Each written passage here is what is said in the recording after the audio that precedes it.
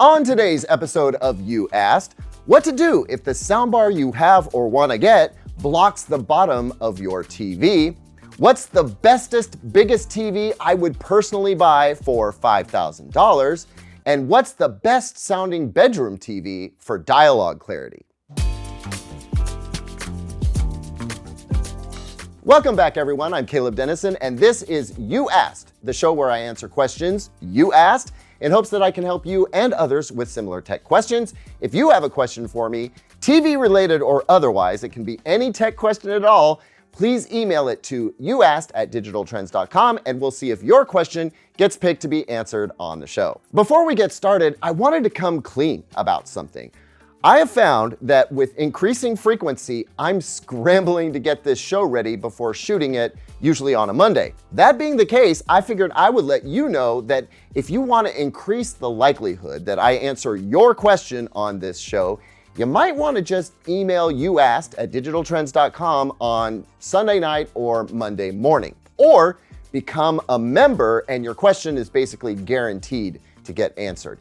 You can find info on becoming a channel member down in the description, right along with links to the products that I talk about and or recommend in this show. With all that stuff out of the way, let's start with some help for anyone who's frustrated that their soundbar of choice is or will block the bottom of their stand-mounted TV. Peter from Prague currently has an older 32-inch TV with a central pedestal stand that sits atop his Blu-ray player. And that arrangement gives the 5 inches of clearance that they need to accommodate their 5-inch tall soundbar system. Peter is looking to upgrade their TV and noticing that most stands don't leave much clearance between the bottom of the TV and whatever it's sitting on. So what are his options? Right, so Peter and everybody else, even TVs with what would be considered a generous amount of clearance, like this Sony Bravia 8, they only offer 3.5, maybe 4 inches of clearance when the legs are mounted to raise the TV up. Now, a lot of you might need more clearance than the legs or pedestal that come with just about any TV I'm aware of will actually allow. Your best bet, in my opinion, is to go with a VESA mount pedestal stand like this. I'll drop a couple of links in the description of this video if you want to buy one. Now, keep in mind that the larger the TV you get, the less play you're gonna have toward achieving a high degree of clearance from the bottom of the pedestal. So you'll wanna take a look at the dimensions of the TV, try to find a schematic for that TV that shows you where the VESA mount holes are relative to both the top and the bottom of the TV. Then, using the specs and dimensions for your pedestal stand, try to ascertain whether mounting the TV to the highest available holes on this pedestal stand will give you the clearance that you need.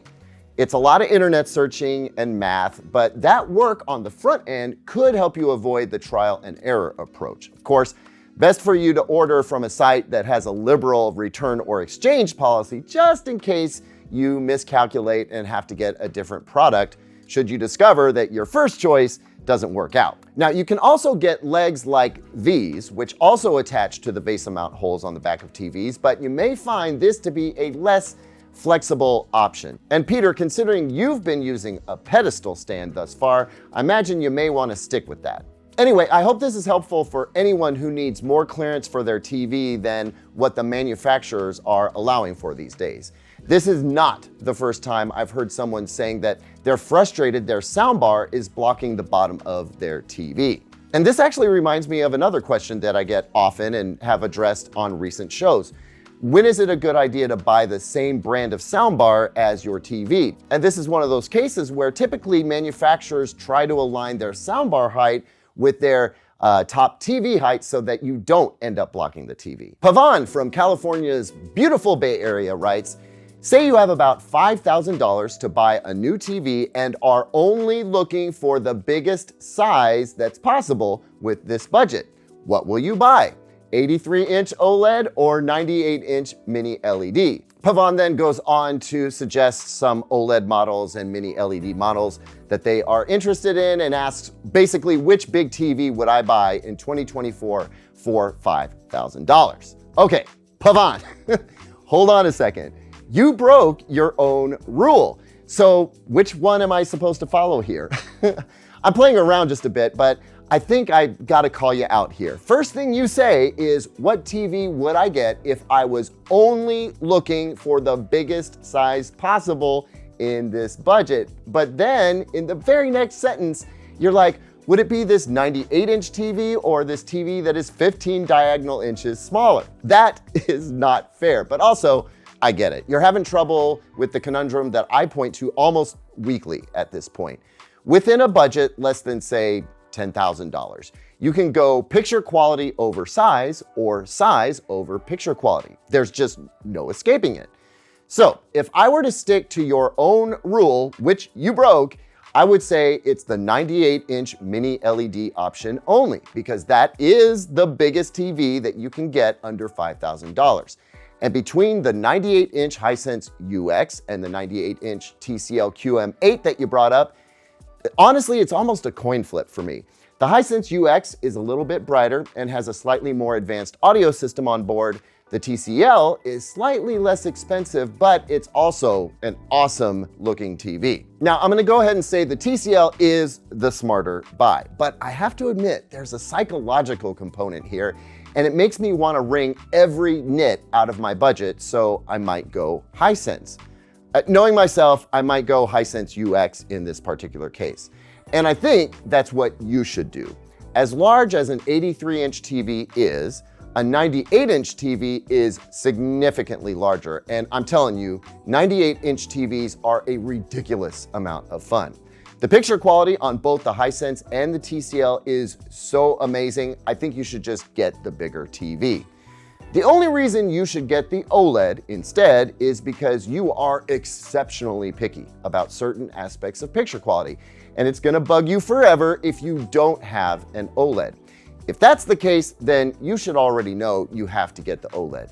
But since you listed the 98-inch mini LEDs as an option and you stated your own rule before promptly breaking it, then my advice is to get the 98-inch Hisense UX for this particular case. David from Bradenton, Florida writes, I'm about to buy an LG C4 65-inch as our primary TV. Meanwhile, my wife would like to replace our bedroom TV with something that, quote, she can hear. Read, that doesn't need a soundbar to produce decent sound. Mostly for streaming shows or movies. 48-inch would be ideal, but I could go to 55 inches. Well, David, you didn't mention budget, so I'm just gonna go straight for the best, and it's easy. Get the 48-inch Sony A90K. That's a 2022 Sony OLED TV, and the screen is the speaker system. See, it uses transducers mounted to the backside of the glass panel so that the panel makes sound. And I, along with most other reviewers, have raved about this design's clarity for years now. Now, despite it being a 2022 model and only 48 inches, it is an OLED and a Sony OLED at that, so you will still pay a premium at about $1,300 last I checked. I have a link to this TV that you can use. Please use that link down in the description. But this really is the best sounding 48-inch TV. I would love it if we could get the 55-inch Panasonic Z95A OLED here in the US, but unfortunately, it's not here yet. Maybe next year? But the Z95A is the dialogue clarity king, hands down, and it does that dialogue clarity at low volumes like no other TV I've experienced. That's the only model I would recommend over the A90K. But to get that sound, you would have to go up to a 65-inch TV, and it's gonna be significantly higher in price too. So I'm assuming that isn't a really great option for you. I do wanna offer a word of warning though. Sometimes a lack of dialogue clarity is not just the TV speaker's fault. The way the dialogue and the center channel audio in general is mixed these days is totally inconsistent. Actually, this has been true for decades now. Sometimes the show you're watching has just terrible dialogue clarity in the audio mix. So I would caution you to manage expectations with your wife here. Sometimes the problem is the show or the movie and not just the TV. But you can only do what you can do, and that starts with getting the TV with the best, most direct sound. Forward-facing speakers are kind of hard to come by in TVs these days, so it's the Sony A90K 48-inch. Debashish writes, I have a question about QD-LED. I know that QD-OLED TVs got away with the color filter and instead use QD color conversion, and the actual OLED layer is blue. Does QD-LED TVs also use blue LEDs as backlight and a QD color conversion layer instead of the color filter? So I'm going to try and help clarify that question with my answer. Simply put, the answer is no. Quantum dots in an LCD TV are not used in a manner similar to QD-OLED TVs. You are correct. In QD-OLED, the quantum dots that glow red and green are used as the light source for those colors, and they are extremely accurate red and green. So when paired with the blue OLED pixel, the combination makes for very accurate and very high brightness colors. Part of that high color brightness comes from not having a color filter involved at all. In an LCD-based TV with quantum dots, and we usually call those QLED TVs, a sheet of red and green quantum dots is used in combination with a bluish LED to create a more pure form of white light than is possible with, say, a blue LED that's coated with a phosphor to make it white. The goal is to get an ideal white light, because with an ideal white light, which has excellent components of red, green, and blue in it, the LCD panel's color filter can effectively carve red, green, and blue out of that white light. I have videos explaining exactly how QD-OLED, WRGB OLED, and QLED TVs work. Feel free to check those out. We'll leave some links down in the description. Thank you so much for watching, everyone. I'm still gathering questions for our You Asked CES episode. I've gotten a ton of great ones so far, but I want more. So send those in via email rather than comment if you can, please, but I'll take the comments too. Please consider liking this video and subscribing to the channel for the best CES coverage. I'm so excited. This is going to be our best year ever. I'll see you on the next one. And until then, here's 2 other videos I think you might like.